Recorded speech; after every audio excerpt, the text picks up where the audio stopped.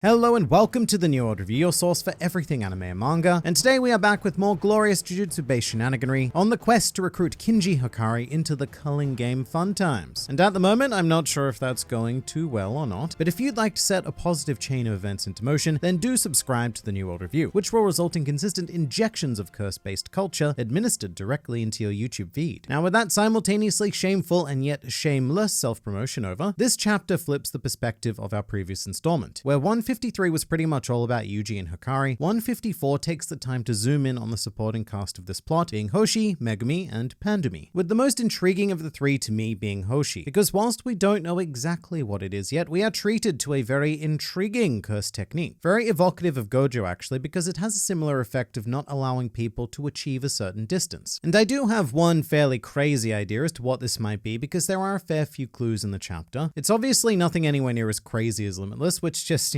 casually proceeds to break the very world it exists in. But during my video on the last chapter, I actually said that Hoshi's piercings remind me of star constellations. Just a random offhand comment, because Hoshi means quite literally star in Japanese. And I think I've been very much poisoned by that thought, because I'm now wondering if Hoshi's curse technique is all about creating constellations. Because what appears to happen is that Hoshi marks someone or something with a star, and whoever is marked with that star is then assigned a position that they must retain, at least in relation to the other stars around them. So an intriguing example of that in this chapter is Megumi, who cannot get close to Hoshi, but who also seemingly cannot remove himself from the proximity of Divine Dog. So whether this wacky idea is true or not, I think it would be quite fascinating to see a curse technique work in this way. Let's say that Hoshi has to select a certain constellation formation, and then stars can be assigned as needed. It would be fun because you could also change up the constellation to suit your various needs. And also Hoshi could form a part of this constellation as well because of all of the stars in Ai's business. If anything, it does actually look like Hoshi is self-marked with whatever technique this is. And that would make this curse technique quite balanced, because you'd essentially be applying the same rules to yourself as to your opponent, except you would know what the game is, which is a big advantage. With that said, it could also be something significantly more simple, and magnetism also comes to mind, maybe being able to mark targets with a certain polarity and just mess with the world that way, under whatever other conditions are required to use the curse technique. But I will say in favor of the star theory is that Panda has something quite curious written on his butt along with the star. It says Imai, which to the best of my knowledge means new residence in Japanese. So that is, well, it's an intriguing thing to be written on the posterior of a panda. Although looking at it from a very surface level tinfoil hat perspective, apparently Imai is the name of a star, and one of the four that collectively craft a very simple constellation known as the Crux, which is basically just four stars in a cross shape. By far one of the simplest constellations you can imagine. So look, this might just be a pretty radical coincidence, and perhaps Imai does have another Japanese meaning that I'm unaware of. My Japanese is, as always, pathetic. Maybe it's even a term referring to magnetism in some way, but until proven otherwise, I'm actually pretty keen on my crackpot constellation thoughts. No matter what it turns out to be though, I'm curious as to how Hoshi actually marked Megumi, because he wasn't touched in any way like Divine Dog appears to have been. What's also very curious is that Akutami takes some very specific space to show the dropping of a phone, and it's quite unclear exactly what happened here, because Hoshi takes the phone out, holds it in left hand, but then Divine Dog strikes, the phone is nowhere to be seen, but then we see both the phone and Divine Dog repelled. And I'm probably just reading too much into this, because that's the thing that I do, but it does make me wonder if the phone might have been marked with a star as well, and it's forming part of the technique here. Either that, or Akutami is just making a point of having Hoshi drop the phone to emphasize that we can now no longer contact Hikari. Sometimes things don't need to be quite as complicated as I may make them out to be. I just find it very interesting because drawing manga is an extraordinarily time-consuming process, and artists learn very quickly not to draw superfluous stuff. So when I see a panel like this, I just ask myself, alright, so what was their intention here? Because potentially hours of work went into this singular panel, so Akutami must have thought it to be very important, either in a technical sense of ability or for the sake of narrative. Now, of course, something I haven't mentioned yet is the gender reveal of Hoshi Kirara. We do take some time out of this chapter to quite blatantly state that Hoshi is male, at least biologically, I suppose. And I think the question does come up here because Kirara is actually a very classically female name. Like, not in the way that Hoshi Kirara's name is composed, because that's a very strange cobbling together of kanji, but the more common kanji combination for Kirara contains the symbols for both cloud and mother, which is why I think Megumi twigs here, because he hears the name Kirara, and he's all like, Kirara, I thought that the other third year was a male student. Which, to put into an English context, I don't know, suppose imagine hearing a name like, say, Stephanie, and then being told that Stephanie is a man. That's what I think think is happening with Megumi here, the gender expectations being flipped on him, which is actually quite ironic coming from one Megumi Fushiguro, whose first name is also classically attributed to being female. So this does seem to be perhaps an emerging motif with Akutami purposely subverting gender expectations. And hey, in a very rare instance for shonen manga, we might actually have a legit LGBT relationship happening with Hoshi and Hikari, which I do think is worth pointing out if that is indeed the case, because yeah, it's far from a first for shonen manga, but it generally wouldn't be shown so explicitly. They'd usually be buried behind a mountain of subtext. Meanwhile, I think my genuine highlight of this chapter is this nice sliver of darkness actually. My favorite panel by far has to be this shot of Megumi emerging from the shadow of some dude, but it's terrifyingly cool. Almost like a shark skillfully and patiently hunting its prey below the deep, dark waters. I say this a lot about Megumi, but I swear he just continues to get better and better with every passing arc, because he just keeps diversifying his skill set and being generally awesome. He's one of the many characters who could take the mantle of protagonist in the event that Yuji was magically erased from the series somehow, because I for one would quite happily follow the tale of Megumi Fushiguro. Still curious as to how he's going to react to this whole Zenin clan slaughter business, because unless I've missed something, I'm assuming that this Hikari recruitment business is happening in tandem with Maki's quest for very specific blood. And just while we're on that actually, a couple of people did bring a great idea to my attention regarding the whole slaughter business, because I previously mentioned how shocked I was that a character like Naoya was just up and killed in front of our eyes, but several of you did point out the very real possibility of him returning as some sort of vengeful cursed spirit, which could definitely be very fun and perhaps even set up a Maki Naoya rematch down the line, maybe even Naoya Megumi, because they do have all sorts of head clan business together, sort of. I mean, one would be dead and can't be the head, and the other is the head but doesn't want to be the head. I don't know, man, Zen and politics are complicated. Still, I just wanted to throw that out there because it is a fun idea, and I'd be more than happy to have Naoya continue in that kind of very twisted capacity. Back to 154 though, how can we ignore Best Boy Panda? He has by far the most adorable panel of the chapter, pretending to be a lovable, cute bear creature playing with his toy tire. Not that any of that statement is actually untrue. He is a lovable bear playing with a tire, but it was a great source of comedy, especially contrasting this shot against Panda's next panel, which is this extremely detailed close-up where he seems the most human I think he's ever looked. It just has something to do with the sheer intensity of expression and detail given to his shading, at least compared to the flat, almost cartoonish Panda of the previous panel. And it's all just very surreal, because let's just take the most reasonable case scenario from the perspective of the two schmucks. Let's say that we're not thinking that Panda is a cursed energy-wielding, hyper-intelligent doom creature. Let's say that he's just a normal panda. Okay. It's still weird to have a panda in your underground fighting warehouse, and you should probably be slightly more concerned about an unrestrained mega bear, particularly if you are eating a sausage, because pandas are surprisingly carnivorous. Like, you think of them as eating nothing but bamboo, but they actually have the digestive system of a carnivore and will eat meat on occasion. In fact, it's because pandas primarily eat bamboo that they end up being ever so lazy, because it contains such little nutritional value. Hence why our panda needs a sausage. Good boy. Moving to Hikari now, sadly we don't learn too much new about him this week, if anything. No, actually, I have to say this whole section is a pretty low-key way to end the chapter actually. Like, to put on the pompous hat of online criticism for a second, it's not an ending that really inspires me to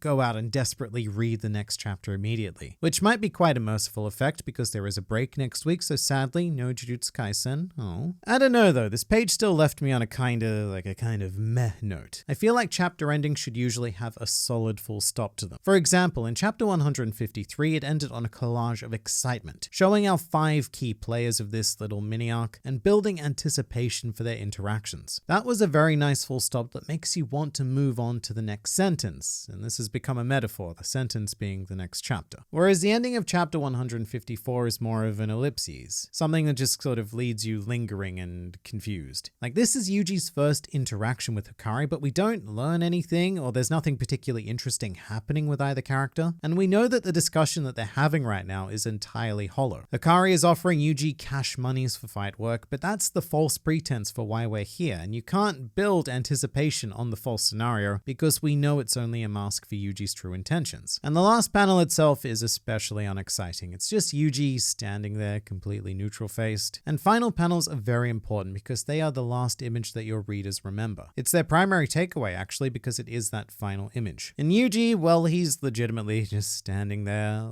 looking about as unimpressed as I I am. His face is saying, is this really how we're ending the chapter? I don't know, but just imagine a different ending where the last line of dialogue is either something like Hikari saying, I know why you're here, first year Yuji Itadori, or Yuji saying something like, I've come to speak with you about something important, third year Kinji Hikari. And I know that those are both really stupid examples, but there's something that actively builds anticipation for the next chapter. Instead, this ending reads more like a spam internet ad, you know? How would you like to make $10,000 working only 1 hour per day? That sort of stuff. And Yuji's just like, how did this spam ad get into my life? And look, it's admittedly incredibly nitpicky of me to point out, let alone linger on it for as long as I have, but it definitely killed the energy of the chapter for me. Everything else was incredibly fun and exciting, but the last page was just was a bit of a letdown. And you know what? Come to think of it, this last page actually feels like it should be the first page of the next chapter. Like, let's say 154 ended with Megumi furiously trying to figure out Hoshi's curse technique. That would be much more dire and dramatic. And then 155 opens up with this page of Hikari making his offer to Yuji, from which point the conversation can unravel from there and actually lead to something substantive. It's actually a very solid first page, it's just definitely not a great last page. Once again, yes, admittedly nitpicky as crap, but that is what I do. If I see something I like, then I hyper-focus on it and praise Akutami like some kind of raving mad fanboy. And if I see something I'm not a fan of, then I will take a gigantic amount of time to lay out exactly why that is. Because I don't believe in saying that you just don't like something without being able to back it up, even if it is an incredibly minor feature. In fact, especially if it's a minor feature. With all of that said, I'm still very excited for more Jujutsu Kaisen. In particular, I'm very keen to know more about Hikari and discover his curse technique. I'm very eager to understand the kind of madness he's capable of that causes him to generate solid respect from characters such as Yuta and Gojo. And if you'd like to earn Gojo's respect, then do go and check out this video. It's filled with lots of cursey goodness, because there's always more to learn, explore, and experience with this wonderful series, so I look forward to seeing you there.